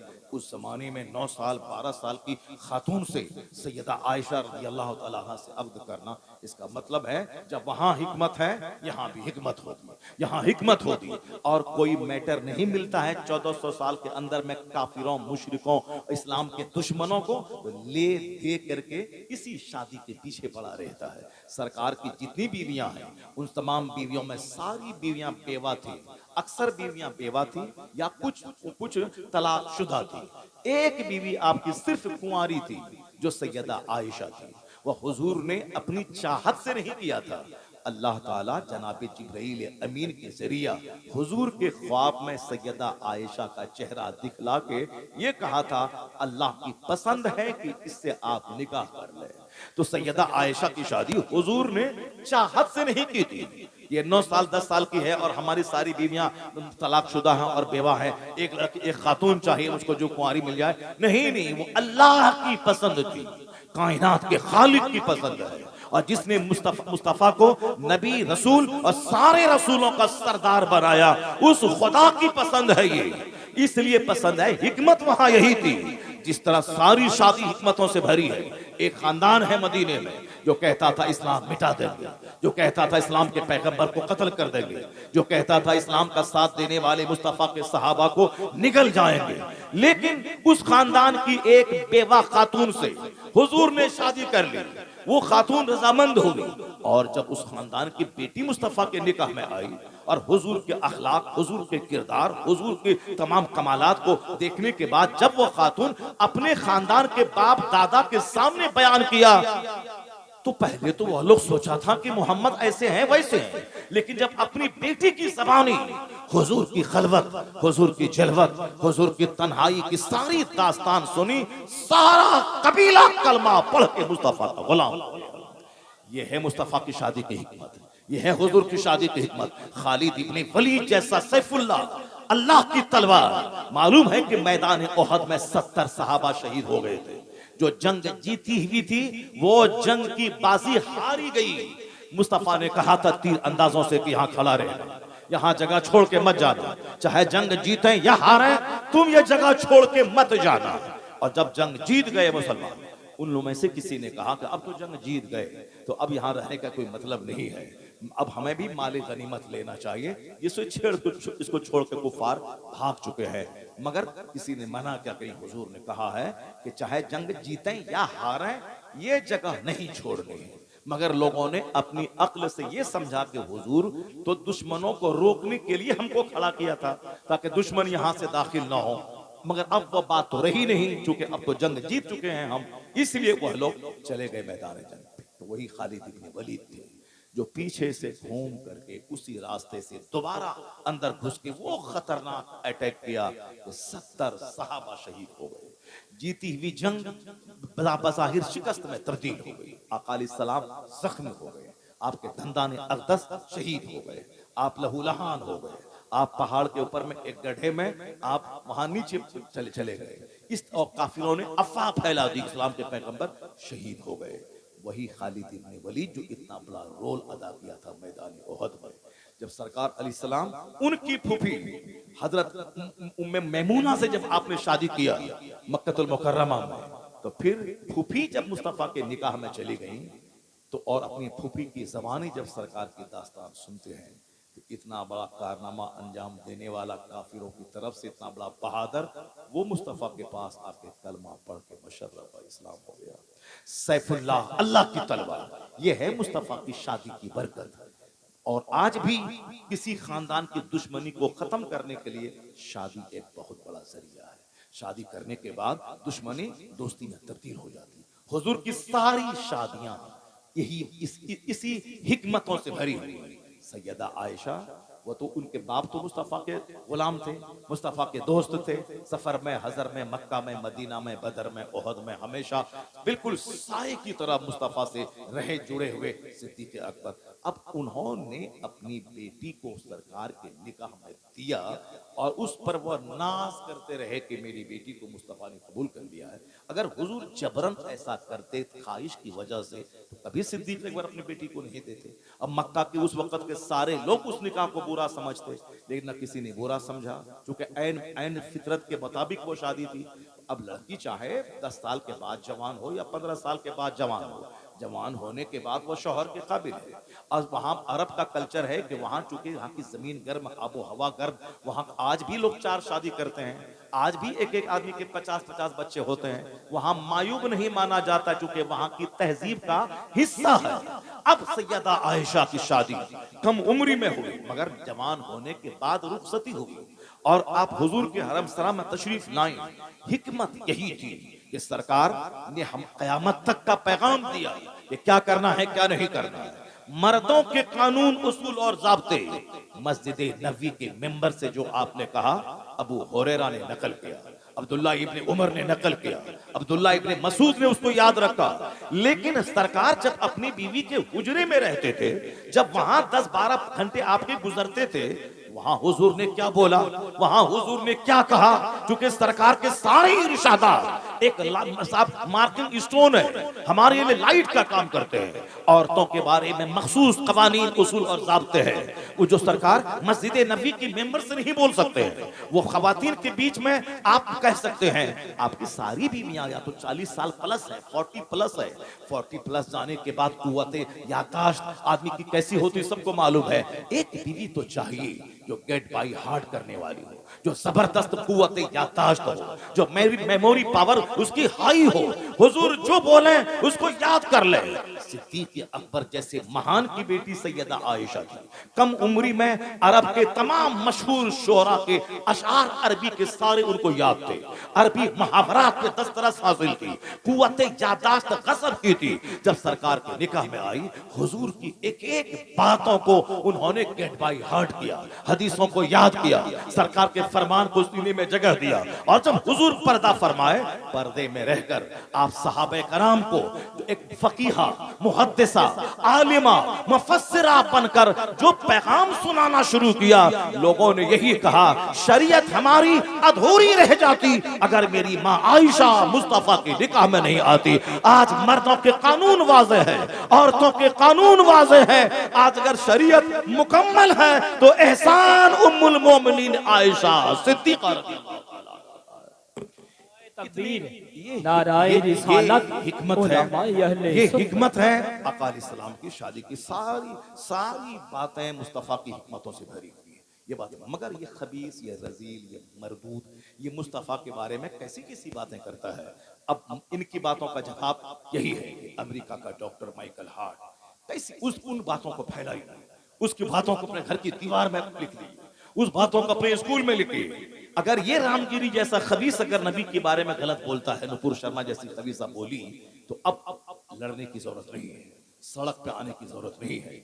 ये बताना है कि तेरी औकात तो कुछ नहीं है, मगर जो दुनिया का सबसे बड़ा विद्वान है, जो दुनिया का सबसे बड़ा पढ़ा लिखा आदमी है, उसने मेरे पैगंबर के बारे में क्या कहा। तेरी हैसियत तो कुछ नहीं है, मगर डॉक्टर माइकल हार्ट कहता है, he was the only man in history who was supremely successful on both levels, religious and secular। Mustafa के बारे में डॉक्टर माइकल हार्ट कहते हैं, अमेरिका का सबसे बड़ा पढ़ा लिखा, वो कहते हैं इस रुए जमीन का, इंसानी तवारीख का, ह्यूमन हिस्ट्री का, मानव इतिहास का एकलौता इंसान मोहम्मद अरबी है जो मजहब और सियासत दोनों सतह पर सबसे ज्यादा कामयाब तरीन शख्स हुआ। He was the only man in history who was supremely successful on both levels, religious and secular। ए बंबई में प्रोटेस्ट करने वाले रामगिरी जैसे कम पढ़े लिखे आदमी, जलील आदमी को हाईलाइट करने और पूरी दुनिया में शोहरत दिलाने का काम करने वाले, इनके पीछे इस तरह के हजारों हजारों लाखों लोग हैं, इस तरह के हजारों लोग हैं जो बंद कमरे में मुस्तफ़ा के खिलाफ बोलते हैं। तो हम सबके दरवाजे पे जाके कान लगा के सुन करके गुस्से में आके साहब आप उसके खिलाफ उसको हीरो नहीं बना दे, नहीं, बहुत सारी बातें अनसुनी की जाती है। व इज़ा ख़ातबहुमुल जाहिलून क़ालू सलामा। अल्लाह कहता है ये मुसलमान जब जाहिलों की बात सुनते थे तो दूर से ही कहते थे सलाम, तो पर उनकी हर बात का जवाब नहीं देते थे। तो सारी बातों का जवाब नहीं है, आज उनकी बातों का जवाब यही है। हिंदुस्तान के राष्ट्रपिता तुम नहीं हो, गांधी जी हैं। गांधी जी ने क्या कहा? अब तक मैं यह समझता था कि इस्लाम तलवार के बल पे फैला है, लेकिन जब से मैंने कुरान का हिंदी अनुवाद पढ़ा और जब से मैंने इस्लाम के पैगंबर की पवित्र जीवनी पढ़ी तो अब मुझको यकीन हो गया कि इस्लाम तलवार के बल पे नहीं फैला है। इस्लाम अपनी सच्चाई, अपनी सफाई, अपनी ट्रूथ, अपनी क्लैरिटी, अपनी रियलिटी, अपनी सिंपलिसिटी की वजह से सारी दुनिया में तूफान बन के छा गया। इस्लाम अपनी सच्चाई की, अपनी सफाई की और पैगंबर आज़म की सादगी, उनके अखलाक की बुलंदी की वजह से सारी दुनिया में इस्लाम बादल बन के छा गया। ये बातें बताने की जरूरत है। इसी हिंदुस्तान का एक हिंदू डॉक्टर रामकृष्ण राव है, वो गैर मुस्लिम प्रोफेसर है। वो ये घंटी बजाने वाला, मंदिर का घंटी बजाने वाला नहीं है। ये डासना के मंदिर में जो अति नरसिंहानंद है, जो अपने जोकरों के बीच में हीरो बनने के लिए हमारे पैगंबर के खिलाफ अनाप शनाप बकता है, आज तो उस आदमी का जीना हराम हो जाना चाहिए, उसको जेल में डाल देना चाहिए। ऐसी खतरनाक बातें उन्होंने कह दी हैं जो बात 1400 साल में शायद किसी ने नहीं कही है, मगर उस खबीस मरदूद ने वो खतरनाक बात कह दी। मगर हमारी गवर्नमेंट जो अब 40 करोड़ मुसलमानों के जज्बात को नहीं समझ पा रही है, उसे जेल दे देना चाहिए, वरना हम तो उसकी गर्दन में तलवार नहीं चला सकते, हम तो चादर नहीं डाल सकते। बस हमारा दिल जख्मी है, मगर हम इतना कह सकते हैं कि ये घंटा बजाने वाला और दूसरों के दान दक्षिणा पे अपनी जिंदगी गुजारने वाला, ये क्या जाने मुस्तफा कौन है? रामकृष्ण राव हिंदू है, मैसूर यूनिवर्सिटी का प्रोफेसर है। उसने मेरे पैगंबर की शान में एक किताब लिख दी, Mohammad the prophet of Islam. उस किताब का एक चैप्टर में हजारों बार मुसलमानों के सामने बयान किया हूं, सिर्फ इसी शौक में बयान किया हूं कि दो चार लुच्चा लफंगा अगर मुस्तफा के बारे में खिलाफ बोलता है, उसके पर कान धरने की जरूरत नहीं है। ये जबरदस्त हिंदू स्कॉलर प्रोफेसर, उसने मेरे पैगंबर के बारे में क्या कहा है, इसको पढ़ने, घर की दीवार में लिखने, स्कूल में लिखने, अपने गैर मुस्लिम लोगों को बताने की जरूरत है कि वो भी तो हिंदू है। इतना बड़ा दानिश्वर पढ़ा लिखा, वो क्या कहता है? वो कहता है the personality of Muhammad, it is most difficult to get into the whole truth of it, only a glimpse of it I can catch, what a dramatic succession of this picturesque scenes, this is Muhammad the prophet, Muhammad the warrior, Muhammad the statesman, Muhammad the orator, Muhammad the saint, Muhammad the just, Muhammad the refuge of orphans, protector of slaves, emancipator of women, all these magnificent roles in these departments of human activities, he is alike a hero। Ramakrishna Rao कहता है, जब मैं मुस्तफा के कमालात को पढ़ता हूँ, एक chapter खत्म नहीं होने पाता, उनके कमालात का दूसरा चैप्टर सामने आ जाता है। मैं इसी तरह पढ़ता जाता हूँ, उनकी क्वालिटीज का चैप्टर आता जाता है। वो कहते ये मुस्तफा है, ये मुअल्लिम है मुस्तफा, मुजाहिद है मुस्तफा, जाहिद है मुस्तफा, औरतों की आबरू के मुहाफिज है मुस्तफा, गुलामी की जंजीर से आजादी दिलाने वाले हैं मुस्तफा। वो कहते हैं इंसानी जीवन के हर क्षेत्र में जो हमारा नेतृत्व मुस्तफा ने किया है, उसको देखकर कहा जा सकता है इस धरती का लाजवाब अबकरी इंसान है मोहम्मद मुस्तफा। नारे तकबीर, नारे तकबीर, नारे रिसालत। इस तरह से मसलके आला हजरत मुफ्ती बेशुमार बात है। इस तरह से जो आपके सामने हम गाहे बयान करते रहते हैं, और आज 20-25 साल से हम इस तरह की बातें बयान कर रहे हैं, लोगों को बता रहे हैं। यूरोप का एक दानिश्वर बोला है, greatness of purpose, smallness of means, and astounding result. If there are 3 criteria of human genius, who could dare to compare in modern with Muhammad in modern history? उन्होंने क्या कहा? वो यूरोप का एक बड़ा पढ़ा लिखा आदमी वो कहता है कि एक आदमी को बड़ा होने के लिए जिन जिन क्वालिटीज की जरूरत है, जो क्राइटेरिया है किसी आदमी की को जांचने का, ये महानता को जांचने का जो क्राइटेरिया है, वो सारे क्राइटेरिया को ले आओ और जांचो और देखो कौन है जो मोहम्मद अरबी से बड़ा हो सके। वो कहते हैं all standard by which human greatness may be measured, is any one greater than he? All standard, सारा पैमाना, सारा मेयार, सारी कसौटी ले आओ जिस कसौटी पर एक महान आदमी को जांचा जाता है। उस कसौटी पे जांच पूरी इंसानी तारीख में मुस्तफा का जवाब नहीं मिलेगा, ही कोई जवाब नहीं मिलेगा। All standards by which human greatness में बी मेजर्ड। ये बातें मैंने आप तक इसलिए पहुंचा दी क्योंकि अभी हिंदुस्तान का माहौल यही है, सारे मुसलमान दुखी हैं।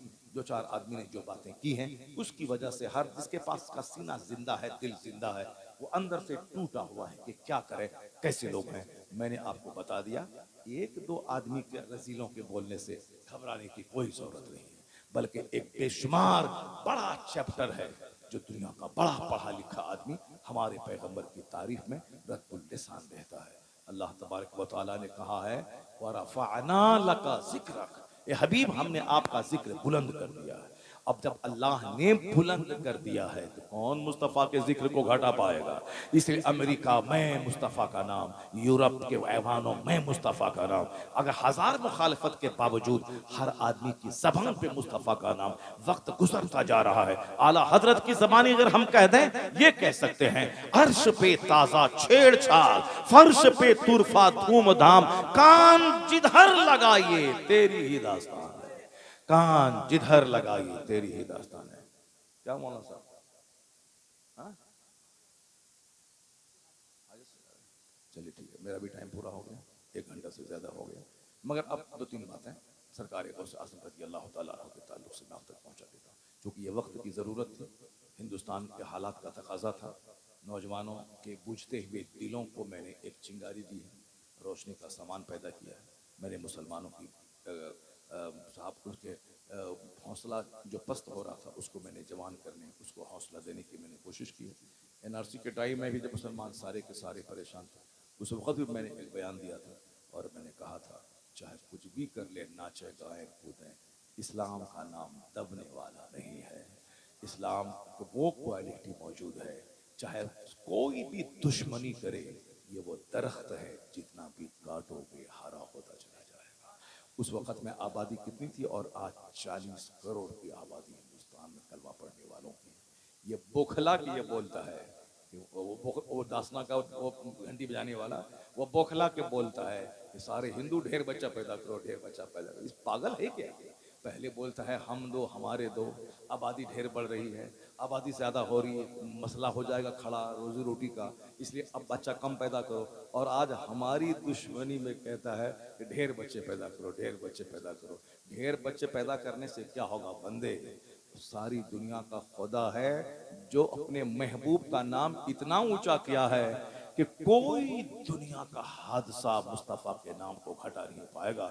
एक नाम ये मोहम्मद है जो बढ़कर घटा नहीं, वरना हर एक उरूज में पिन्हा ज़वार है, हर उरूज में पिन्हा ज़वार है, मगर एक नाम ये मोहम्मद है जिसको कोई सवाल ही नहीं है। अभी अगर दुनिया 10,000 साल और बाकी रहेगी तो 10,000 साल में मुस्तफ़ा का कलमा पढ़ने वाला अभी 200 करोड़ है।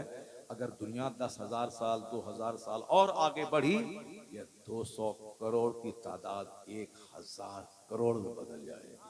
और मुझे यकीन कामिल हासिल है क्योंकि अल्लाह ने महबूब का जिक्र इतना बुलंद किया है कि बाद अज खुदा बुजुर्ग तो ये किस्सा मुख्तसर, अल्लाह के बाद अगर कोई सबसे बड़ा है मुस्तफ़ा की ज़ात गिरामी। सरकार गौसे आज़म की कहानी बहुत सुने होंगे आप। गौसे आज़म 12 साल की डूबी कश्ती निकाल लिया, गौसे आज़म ने मरी हुई मुर्गी को जिंदा कर दिया। ये करामत ही हम लोग सुनते रहते हैं। गौसे आज़म की ज़िंदगी से नूर मिलता है, गौसे आज़म की ज़िंदगी से हौसला मिलता है। गौसे आज़म की ज़िंदगी से हौसला कैसे मिलता है? हुजूर की ज़िंदगी की एक चैप्टर जो मैं बयान करना चाह रहा था, बातें इधर चली गई, तो अब एक चैप्टर में बयान करता हूँ। आज हमारे घर में कोई बच्चा मर जाता है, जरा गौर कीजिए समाज का हाल देखिए, कहाँ हम हैं। सिर्फ नाम जबान से है, बाकी प्रैक्टिकल में सब फेल है। कोई क्रिकेटर को लेके बैठा है, कोई फिल्म के एक्टर को लेके बैठा है, कोई नेता को लेके बैठा है, कोई किसी को लेके बैठा है, यानी अपना रहनुमा के तौर पर कि किसके लिबास का जो रंग है उस रंग को हम पहने। लड़का लड़की के रंग को लेके चल रहा है, लड़की बाल कटा के लड़का बनना चाह रही है, लड़का बाल लंबा बढ़ा के रबड़ लगा के लड़की बनना चाह रहा है। सारा काम उल्टा पुल्टा दुनिया में हो रहा है। तो जो उल्टा पुल्टा करता हो ये हमारे लिए मॉडल बन पाएगा क्या? ये हमारे लिए मॉडल बन पाएगा? जो नाच के 2 रुपया कमाता है फिल्म में, वो हमारा मॉडल बन पाएगा? क्या हम उसके बाल रखने में नकल करें, कपड़ा पहनने में नकल करें? हमारा बच्चा अगर उनकी तरह बाल रख रहा है, अगर हाथ में धागा पहन रहा है, अगर वो पाँव में कड़ा पहन रहा है, तो ऐसा नहीं है कि ये हमारा बच्चा जान नहीं रहा उनको। वो तो नाच के 2 पैसा कमाता है। वो वक्त तुम्हारे लिए कैसे मॉडल बनेगा कि उनका हेयर स्टाइल तुम अपना लो, उनका लिबास का स्टाइल तुम अपना लो? नहीं नहीं, मोहम्मदी हो, मोहम्मदी बन जा। मुस्तफ़ा का लिबास, मुस्तफ़ा का पसंदीदा कलर, मुस्तफ़ा का हेयर स्टाइल। अकाली सलाम जो बाल रखते थे जुल्फ, वो जुल्फ का कोई जवाब नहीं है। सरकार का जुल्फ जब बढ़ जाता कांधे तक हो जाता, कान की लौ तक रहता, पूरे सर में बराबर बाल रखते थे। आज भी जिनके सर में बराबर बाल रहता है और वो बाल आधा कांधा तक रहे, इतना हसीन वो लगता है कि कोई जवाब उसका नहीं है। या ये जोकर की तरफ बाल चारों तरफ मूंड लिया, अब बीच में थोड़ा बाल बढ़ा लिया, या देखने में भी बड़ा अजीब सा लगता है। लोग रख लेते हैं अलग बात है, मगर देखने में अजीब लगता है, जोकर की तरह लगता है। लेकिन अगर पूरे सर में बराबर बाल है और जुल्फ है यहाँ तक, वो जुल्फ देखने में कितना खूबसूरत लगता है। चाहे कपड़े का 1000 कलर दुनिया में हो जाए, लेकिन व्हाइट का कोई जवाब नहीं है दुनिया में। ना व्हाइट कलर का पेंट का जवाब है, ना व्हाइट कलर के कार की जवाब है। भले ही आज ब्लैक कलर चला हुआ है, मगर थोड़ी सी धूल जमी तो कार की जैसी की तैसी हो जाती है। चाहे वो फॉर्च्यूनर रहे, चाहे वो साहब इनोवा क्रिस्टा रहे, चाहे वो साहब महिंद्रा कंपनी की स्कॉर्पियो एन क्यों ना रहे, कोई भी गाड़ी है, ब्लैक कलर की गाड़ी थोड़ी सी धूल चढ़ी वो बदसूरत होगी। मगर व्हाइट चाहे 50 दिन उस पर धूल जम जाए, मगर उसके बावजूद भी उसका व्हाइट की कलर की वजह से वो गाड़ी चमकती रहती है। व्हाइट का कपड़ा, व्हाइट कलर, क्योंकि व्हाइट मुस्तफा का पसंदीदा रंग है। सुभान अल्लाह। यही वजह है कि आज उस रंग को अमेरिका का प्रेसिडेंट पसंद करता है, वो रंग फिल्म का हीरो पसंद करता है, वो रंग एक बड़ा लीडर पसंद करता है, वो रंग सबकी पसंद है। वो जो उस रंग में हुस्न है, उस रंग में सादगी है, क्योंकि वो मुस्तफा की पसंद है। मेडिकल पॉइंट ऑफ व्यू से कहते हैं कि जो लौकी कद्दू है, इसमें ये इस कदर डाइजेस्टिव है कि चाहे जिसके 1000 गैस्ट्रिक हो, मगर वो बिल्कुल जूद हजम है, जल्दी हजम हो जाने वाली वो चीज है। क्यों? वो गोश्त में डालें तो गोश्त लाजवाब, कद्दू को जिस मछली में डालें, गोश्त में डालें, साग में डालें, आलू में डालें, दाल में डालें, जिसमें डालें जवाब नहीं उसका, सब कुछ लाजवाब है। क्यों? इसलिए कि वो लाजवाब मुस्तफा की पसंद है, वो लाजवाब मुस्तफा की पसंद है वो। अब मेरे पास वक्त रहता तो मैं बताता दुनिया का सबसे पहला खरबपति उसने मुस्तफा की हदीस के ताल्लुक से क्या कहा। चूंकि उसमें जाऊंगा तो 1 घंटा उसके लिए चाहिए अलग से, तो फिर दूसरे मौके से मैं बताऊंगा। आज इतना जान लें, आज अगर हमारे घर में एक मैयत 70 साल के बुढ़े की हो जाती है, तो आपके उत्तर प्रदेश में क्या हाल है ये हमको मालूम नहीं है, और हमारे बिहार में जो डैमेज हाल है मुसलमानों का वो ये है, अगर एक मैयत घर में हो जाती है तो लोग क्या कहते हैं, अरे कोई कुछ कर दिया है, कोई कुछ कर दिया है, अब घर की बंदिश करवाओ, घर की बंदिश करवाओ। अब क्या होता है, आमिल तलाश करो। आमिल बोलता है तुम्हारे घर में कोई कर दिया है, इस बार बाप मरा है, अगले बार माँ मरेगी, उसके बाद बेटा मरेगा, पूरे घर को साफ करने वाला खतरनाक जादू चला दिया है, इसीलिए धीरे धीरे पूरा तुम्हारा घर समाप्त हो जाएगा। अरे बाबा अब साहस मसले का हल कर दो, 50,000 रुपए लगेंगे। अब औरत बेचारी बोलती है कि घर बेच के मगर दीजिए वरना सब मर जाएगा, तो क्या करेंगे आप? औरतों की भीड़ मजार पे, औरतों की भीड़ मंदिर में, औरतों की भीड़ आमिल के पास, औरतों की भीड़ साहब मजार पे। इस औरतें कमजोर होती है, इसे मर्दों की भीड़ नहीं होती है आमिल के पास।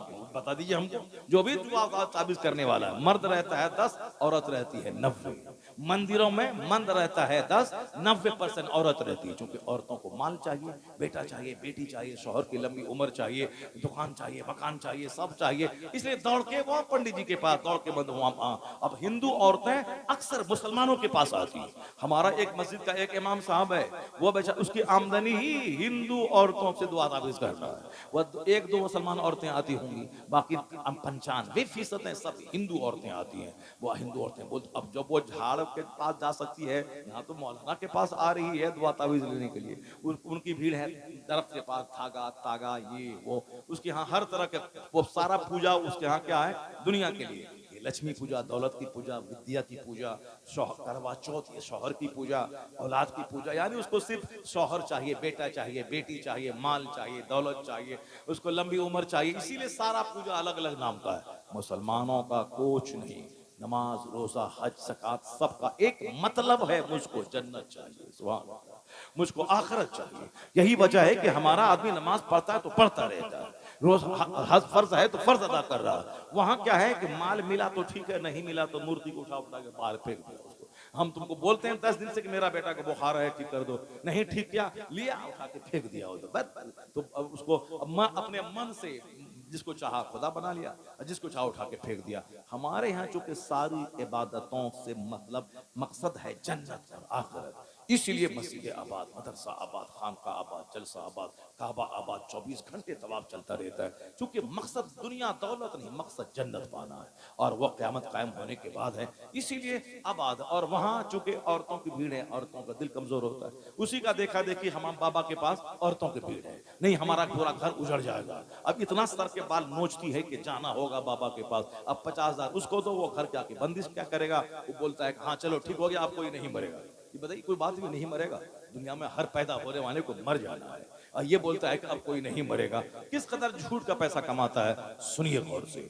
ये सारी बातें शैतानी वसवसा है, हर चीज की बातें तकदीर में दर्ज है। आया है हदीस में कि दुनिया पैदा होने से 50,000 साल पहले मखलूक की तकदीर को अल्लाह ने लिख दिया है, कौन कहाँ मरेगा, कौन कितनी रोजी पाएगा। हम लोगों को सिर्फ तदबीर करनी है, जो अल्लाह ने कहा है जमीन में फैल जाओ, मेहनत मुशक्कत करो, पढ़ो लिखो। तो हमको पढ़ना लिखना है, मेहनत करना है, खेत में दाना डाल देना है। बाकी एक दाने के बाद कितना दाना निकलेगा ये अल्लाह का काम है, हमारा काम है दाना डाल देना। फिर वो दाना सड़ जाता है, फिर वहां से एक पौधा निकलता है, उसमें 70 बालियां निकलती हैं, एक एक में 10-10 दाने होते हैं। हम दाना एक डाले, अल्लाह 700 दे दिया। ये अल्लाह कहता है कि तुम घर से निकलो, दाना डालो, बाकी 700 हम तुमको देंगे। अगर घर में बैठा रहेगा तो नहीं, दाना देंगे हम, मगर तुमको घर से निकलना होगा, दुकान में बैठना होगा, मेहनत करनी होगी। तो हम मेहनत करने वाले, तदबीर करने वाले, बाकी कितना मिलेगा ये अल्लाह को मालूम है, और वह सब अल्लाह ने लिख दिया है। कौन कहाँ मरेगा, कितनी उम्र में मरेगा, माँ के पेट में मरेगा कि पैदा होते वक्त मरेगा, कि माँ की गोद में मरेगा, कि जवान होके स्कूल जाते हुए मरेगा, कि बारात में जाते हुए मरेगा। अभी कल की बात है, एक बारात जा रही थी और बिल्कुल तेज रफ्तार झारखंड में स्कॉर्पियो, अब वो जंगल से जल्दी से पहुंच जाए। बारात लोग पहले देर से निकलते हैं और जल्दी पहुंचना चाहते हैं, उसी में स्पीड दिया, अनकंट्रोल होकर गाड़ी टकरा गई दरख्त से, 4 लोग स्पॉट डेथ कर गए, चारों लोग मर गए। अब उसी टाइम कहीं लड़का मर जाता है, कहीं लड़की मर जाती है, कहीं बारात वापस होने में मर जाती है। तो कभी, इसलिए मैं कहता हूँ, कभी बच्चा माँ के पेट में मर जाता है, कभी पैदा होते हुए मर जाता है, कभी गोद में दूध पीते मर जाता है, कभी स्कूल जाते हुए मर जाता है, कभी शादी के दिन मर जाता है, कभी शादी के बाद आके मर जाता है। अब कोई 90 साल का है, मौत के इंतजार में है, मौत ही नहीं आ रही है। मौत का जब वक्त आएगा तब ना मौत आएगी। तो मौत के बारे में ये कहना कि कोई कर दिया होगा, कोई जादू कर दिया होगा, ये अल्लाह पर से यकीन कमजोर हो रहा है। अब हुजूर की जिंदगी में देखें सरकार, और ऐसा नहीं कि कोई अल्लाह का वली है तो हम दूसरों को फूंक दिए तो बच्चा पैदा हो गया, बेटा हो गया, तो हम, हमारे घर में सब बेटी है तो अब हम क्या करें, हम हमारे घर में ऐसा है। तो अब तो आदमी बोलेगा नहीं साहब उसका तो ऐसा है, उसका ऐसा कैसे होगा। ये सारा मॉडल नबियों में है। एक नबी है जिसके पास सिर्फ बेटा है, दूसरे नबी है लूत अलैहिस्सलाम जिसके पास सिर्फ बेटी है। नबी से बड़ा कोई पसंदीदा मखलूक नहीं अल्लाह के नजदीक। नबी जो होता है वो सबसे ज्यादा मोहतरम अल्लाह के नजदीक नबी होते हैं, और नबी मुस्तजाब दावत होते हैं, जो दुआ करे सब दुआ कबूल होती है। मगर चूंकि नबी लोगों के लिए मॉडल होते हैं, तो एक नबी है जिसके पास सिर्फ बेटा, इब्राहिम अलैहिस्सलाम, उनके पास सिर्फ बेटा, इस्माइल अलैहिस्सलाम, इसहाक अलैहिस्सलाम सिर्फ बेटा है, लूत अलैहिस्सलाम सिर्फ बेटी है, आपके पास बेटा नहीं है। जनाब ईसा अलैहिस्सलाम के पास कोई औलाद नहीं है, आपने शादी ही नहीं की। और हमारे पैगंबर के पास 4 बेटियां और 3 बेटे आपको हुए। 4 बेटियां, बेटा बेटी दोनों मेरे मुस्तफा को है। और उस पहले पैगंबर किसी के पास सिर्फ बेटी, किसी के पास सिर्फ बेटा, और किसी पैगंबर के पास कोई औलाद नहीं। इसी को कुरान में कहा गया वो अल्लाह है जिसे चाहता है मर्द औरत दोनों देता है, जिसे चाहता है सिर्फ लड़का देता है, जिसे चाहता है सिर्फ लड़की देता है, जिसे चाहता है कुछ नहीं देता है, बांझ कर देता है। तो सब कुछ करने वाला अल्लाह है। ये यकीन घटा, कमजोर हुआ। अब बुढ़ा भी मरता है तो घर की बंदिश का ख्याल आता है, किसी के जादू टोना करने का ख्याल आता है। अल्लाह पर यकीन कमजोर हुआ, खरबों कमाले चेहरा काला रहेगा। अब देख मुस्तफा से बड़ा कौन है। मुस्तफा का अपना बेटा हुजूर की गोद में इंतकाल कर गया। सरकार दो जहां की आंख आंसू बहा रही है। मगर हुजूर ने क्या कहा, ए इब्राहिम, आपके बेटे का इब्राहिम था, जबकि हुजूर बहुत प्यार करते थे उससे, घंटों गोद में लेके रखते थे, उसे प्यार करते, पेशानी चूमते, और जो औरत दूध पिलाती थी उनके घर में जाते थे, उनका घर में लोहे का कारोबार होता था, सरकार नफीस तबीयत के मालिक थे।